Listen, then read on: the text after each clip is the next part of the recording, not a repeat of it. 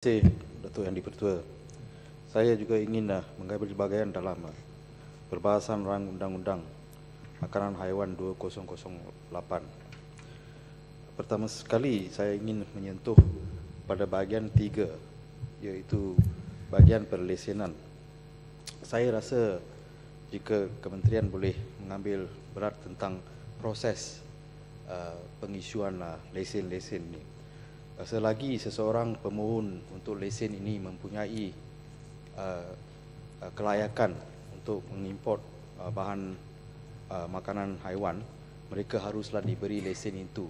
Kalau tidak, kita memberi ruang kepada segelintir pengimport yang akan memonopolikan isu pengimportan bahan-bahan makanan haiwan ini. Seperti rakan-rakan saya yang telah mengatakan tadi, kita tidak boleh memberi ruang kepada agensi-agensi seperti ini untuk lebih memberi ruang kepada rasuah di negara kita. Seperti yang kita tahu, terdapat banyak penyelewengan dan rasuah di jabatan-jabatan lain.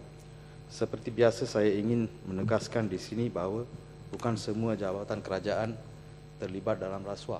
Ada pegawai polis yang saya tahu penuh berkhidmat dan baik kelakuannya dalam menjalankan tanggungjawab secara profesional. Dan juga di jabatan-jabatan lain, kita tahu ada yang kumpulan pegawai-pegawai yang tidak berrasuah, tetapi nama mereka juga turut tercemar oleh sebab kelakuan pegawai yang terlibat dalam rasuah.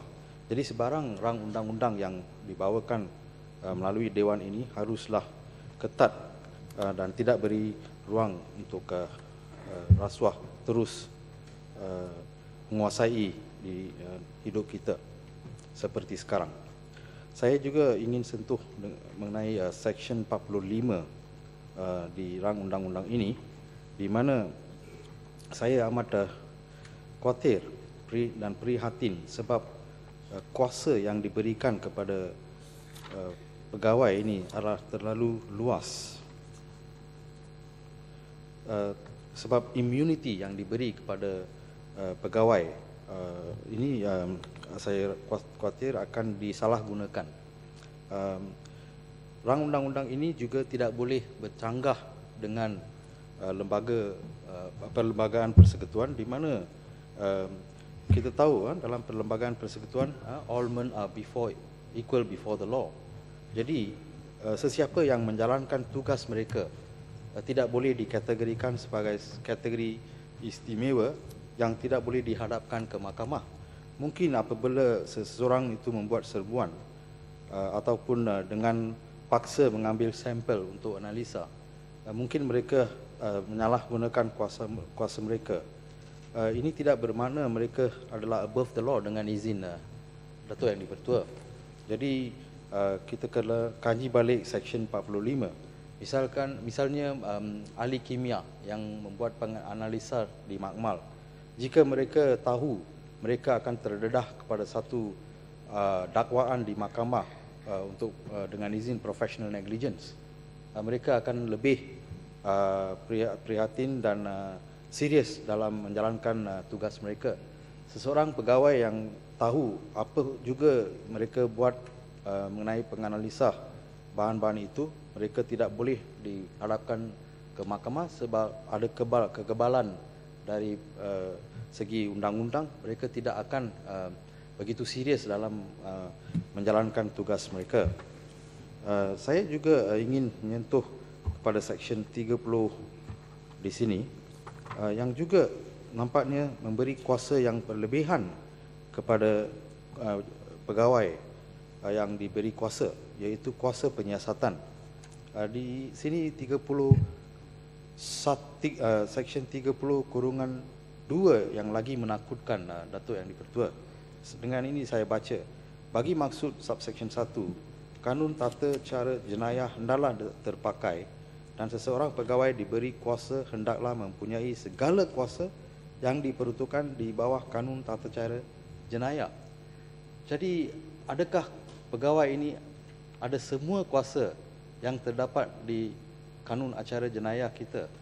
Ini tidak boleh dibenarkan sebab di kanun acara jenayah kita, pihak polis ada kuasa-kuasa yang tertentu. Adakah pegawai-pegawai ini juga di bawah akta ini yang diberi kuasa, diberi kuasa untuk menjalankan tugas-tugas mereka mengikut kanun acara jenayah, dari segi membuat tangkapan ataupun membuat serbuan dan mengambil sampel-sampel atau search dan sebagainya. Saya khawatir ini akan disalahgunakan sebab pihak polis mereka ada latihan yang tertentu untuk tugas-tugas yang tertentu. Tetapi bagaimana dengan pegawai-pegawai yang diberi kuasa oleh menteri di bawah Seksyen 21 di sini? Kita kena kaji. Saya harap menteri kementerian akan mengambil berat tentang ini. Walaupun rakan-rakan saya yang lain telah pun sentuh, saya percaya kita kena menekankan isu ini supaya kementerian mengambil tahu. Saya juga rasa banyak undang-undang ini memberi kebalan kepada pegawai-pegawai. Seumpamanya saya rasa ada pegawai di Jabatan Peguam Negara, AG's Office, yang sama membuat semua undang-undang ini tanpa mengambil kira keadaan.